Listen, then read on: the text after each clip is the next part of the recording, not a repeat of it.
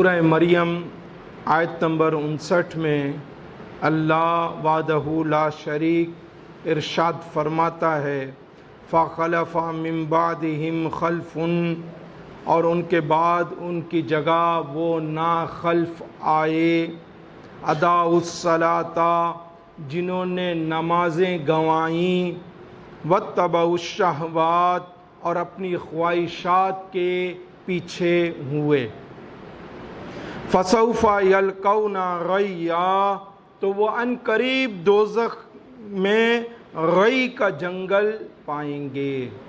اَدَاعُوا الصَّلَاةَ، جنہوں نے نمازیں گنوائیں۔ عرف شرع میں نماز ضائع کرنے کا مفہوم بڑا وسیع ہے۔ نماز کا انکار کرنا، نماز کو اپنے وقت مقررہ سے مؤخر کر دینا، یعنی نماز وقت نکال کر پڑھنا، نماز کے حقوق و ارکان پورے طور پر ادا نہ کرنا، نماز ادا کرنے کے بعد غیبت، جھوٹ، چغلی وغیرہ سے نماز کے ثواب کو ضائع کرنا، یہ تمام مرادیں ہیں۔ وَاتَّبَعُوا الشَّهَوَاتِ، اور خواہشات کے پیچھے ہوئے۔ دنیا میں شہوت کی دو قسمیں ہیں،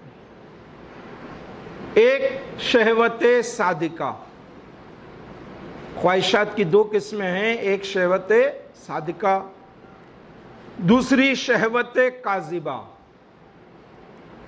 شہوت صادقہ یہ ہے کہ بدن انسانی میں اس کے بغیر خلل پڑ جائے، مثلاً بھوک لگی ہے کھانا کھانا ہے، پیاس لگی ہے پانی پینا ہے۔ دوسری قسم شہوت کاذبہ، اس کے بغیر بدن انسانی میں خلل واقع نہ ہو۔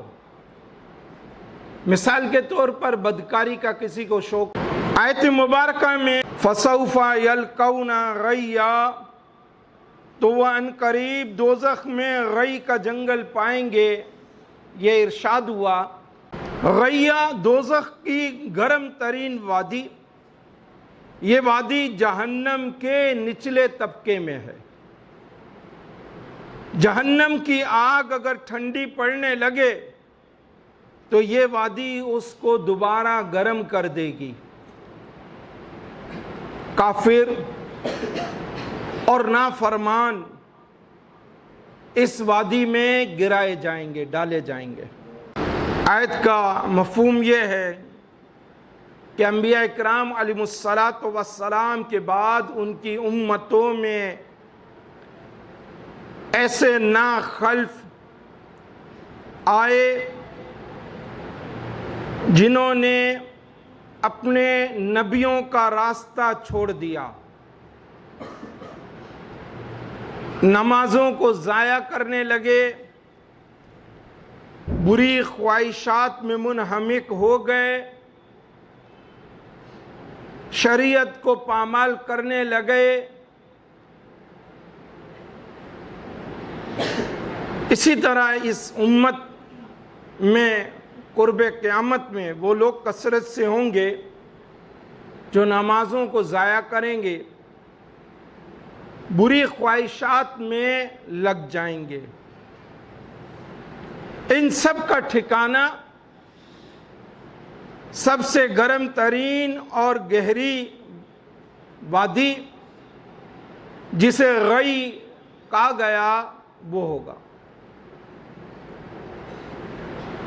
لہذا ایک ایمان والے کو چاہیے کہ اپنے آپ کو برے اعمال سے بچائے، بالخصوص ان افعال سے بچائے جس کی وجہ سے کل قیامت میں اس کو دوزخ کی سزا ہو۔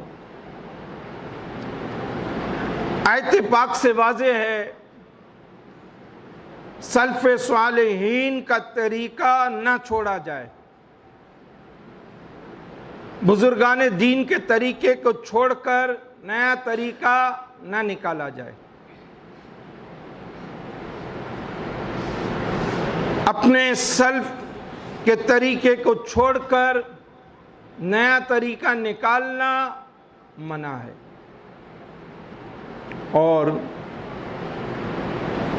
ना खल्फ हमेशा अपने बुज़ुर्गों के फ़ुयूज़ात से महरूम रहता है, ना खल्फ हमेशा अपने सल्फ के फ़ुयूज़ व बरक़ात से महरूम रहता है। होता यही है कि अव्वल शुरू में जो है तनकीद की तरफ आदमी आता है, अपने बुज़ुर्गों के ख़िलाफ़ ज़ुबान खोलता है, उनके तरीक़ों को जो है ताना और तशनी का ज़रिया बनाता है। जैसे आज हमारे दौर में राफ़ज़ी और राफ़ज़ी असरज़दा लोग कि ये अपने बुज़ुर्गों को तान और तशनी करते हैं और इसी से आगे बढ़ते बढ़ते बहकते और भटकते जाते हैं। हदीस मुबारका में है, इब्न हब्बान ने, हाकिम ने, इमाम बरकी ने इसे नकल किया। महबूब करीम अलैहिस्सलातु वस्सलाम ने इरशाद फरमाया, अल बरकतु मा'a अकाबिरिकुम, बरकत तुम्हारे बड़ों के साथ है। अपने बुज़ुर्गों के साथ रहा जाए, उनके तरीक़ों को अपनाया जाए, उनके तरीक़ों पर चला जाए। लिहाजा हर मुसलमान पर लाजिम है कि वो सल्फ़े सालिहीन के से अक़ाइद और आमाल के मुताबिक ज़िंदगी बसर करे। बुरी ख्वाहिशात में गर्क होकर अपने आप को हलाकत में ना डाले और अपने सल्फ़ के तरीक़े को छोड़ेगा तो बुरी ख्वाहिशात की तरफ माइल होगा और पहले आमाल ख़राब करेगा और फिर अपने अक़ाइद ख़राब करेगा। नमाज पंचगाना हर मुसलमान मर्द और औरत पर, जो भी आकिल हो, बालिग हो, उस पर फ़र्ज़ है बिला उज़्र शरई। इस फ़र्ज़ नमाज को तर्क नहीं किया जा सकता, तो इसका अदा करना फ़र्ज़ है और इसका सिरे से इनकार करना कुफ्र है। इस आयत की एक तफसीर ये भी मिलती है, नमाजों का अपने औकाते मुकर्ररा पर अदा करना फ़र्ज़ है, जैसा कि सूरह निसा आयत नंबर 103 में भी इरशाद हुआ, इन्नस्सलात कानत अलल मुमिनीन, बेशक नमाज मुसलमानों पर किताबम मौकूता, वक्त बंधा हुआ फ़र्ज़ है। लिहाजा फ़र्ज़ नमाज़ों को अपने मुकर्ररा औकात से मुअख्खर करना हराम है। ऐसा करना नमाज का ज़ाया करना है। अब पढ़ता हूँ, टाइम देखता हूँ, वक्त निकालता हूँ, फिर नमाज जाती रहती है। नमाज का टाइम हो जाए, वक्त हो जाए, नमाज फ़र्ज़ जो है बाजमात कोशिश करके अदा की जाए। फ़र्ज़ नमाज़ों को मुकम्मल तौर पर अदा करने के अलावा सुन्नत नमाज और नफिल नमाज ये भी अदा की जाए। क़यामत के रोज़ जो फ़र्ज़ नमाज में कमी रह जाएगी वो हम जो सुन्नतें और नवाफिल अदा करते हैं उससे पूरी कर दी जाएगी। क़यामत के रोज़ सबसे पहले नमाजी के मुतालिक सवाल होगा। हदीस मुबारका में इरशाद हुआ, अव्वलु मा युहासबुन नास बिही यौमल क़ियामा, क़यामत के दिन लोगों से जो सबसे पहला सवाल पूछा जाएगा, मिन आमालिही मुस्सलाता, वो नमाज के मुतालिक होगा। गुनाह, बुरी ख्वाहिशात की पैरवी और मुआसी में नमाक दोज़ख में दाखिले का बाइस है और गुनाहों से बचने में जन्नत की राह खुलती है। लिहाजा हर ईमान वाले को चाहिए गुनाहों से अपने आप को बचाए, नेकियों की तरफ रग़बत करे, नेकियों की तरफ हमेशा पेशकदमी करता रहे। हदीस मुबारका में है, हुफ़्फ़तिल जन्नतु बिल मकारी, जन्नत کو ناگواریوں نے گھیر رکھا ہے، وَحُفَّتِ النَّارُ بِالشَّهَوَاتِ، اور دوزخ کے گرد شہوات کا احاطہ ہے۔ تو جنت تکالیف کے درمیان ہے، مشقت برداشت کریں گے، تکالیف برداشت کریں گے اور عمل کرتے رہیں گے تو انشاءاللہ جنت جو ہے ہمارا آخرت میں ٹھکانہ ہوگی۔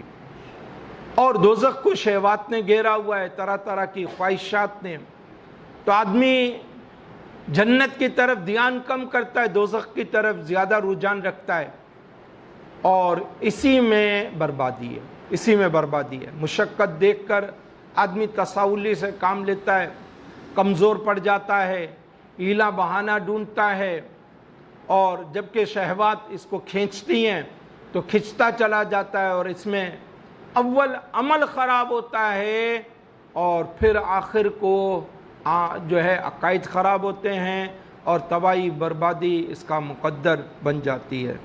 اللہ رب العزت میری آپ سب کی حفاظت فرمائے، ہمیں اپنے سلف کے، اپنے اسلاف کے، اپنے بزرگوں کے طریقے پر گامزن رکھے۔ ہمارے غوث پاک پیرانی پیر دستگیر نے اپنے عقائد اپنی کتابوں میں بھی تحریر فرمائے۔ پیر مہر علی شاہ صاحب کے عقائد ان کی کتابوں میں موجود ہیں۔ جتنے ہمارے بزرگ گزرے انہوں نے اہل سنت و جماعت کے عقائد رکھے۔ اہل سنت و جماعت کے عقائد سب پر آیا ہیں، ڈھکے چھپے نہیں ہیں، اس میں بد عقیدگی نہیں ہے، بد مذہبی نہیں ہے، اس میں ادب ہے۔ اہل بیت سے بھی محبت، چار یار سے بھی محبت، صحابہ کرام کی جماعت سے بھی محبت، اور کہیں بھی کسی مقام پر جو ہے ہمیں ایسی تعلیم نہیں دی گئی کہ ہم اپنے بزرگوں کے خلاف زبان کھولیں۔ اللہ پاک مجھے آپ سب کو ہماری قیامت تک کی آنے والی نسلوں کو استقامت اور ثابت قدمی نصیب فرمائے۔ عقائد میں بھی درستگی ہماری قائم رہے، اللہ سے دعا ہے، اور اعمال میں بھی درستگی نصیب فرمائے۔ وما علینا الا البلاغ المبین۔